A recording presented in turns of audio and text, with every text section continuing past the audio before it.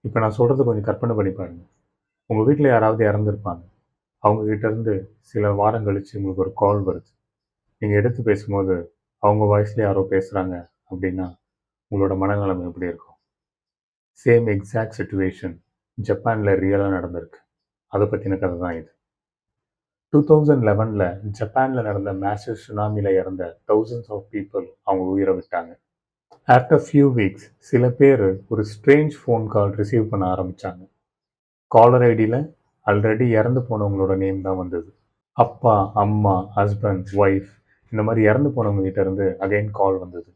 அந்த ஷிவரிங்லேயே கால் எடுத்தா, நான் இங்கே நல்லா இருக்கேன், இங்கே ரொம்ப கோல்டாக இருக்கு, நீங்கள் எதை பற்றியும் பயப்படாதீங்க அப்படின்னு எல்லாரும் சொன்னாங்க. வாய்ஸ் எக்ஸாக்டாக சேம். அவங்க சொன்ன பர்சனல் விஷயம் எல்லாமே கரெக்டாக இருந்தது. பட் ஷாக்கிங் என்னன்னா, கால் டிஸ்கனெக்ட் ஆன உடனே கால் ஹிஸ்ட்ரி delete ஆயிருக்கு. No miss call, no record. Mobile companies இதை பற்றி இன்வெஸ்டிகேட் பண்ண ஆரம்பிச்சாங்க. நிறைய சைக்காலஜிஸ்டும் இதை பற்றி ரிசர்ச் பண்ண ஆரம்பிச்சாங்க. சில பேர் சொன்னாங்க இது கிரிஃப் ஹாலசினேஷன்.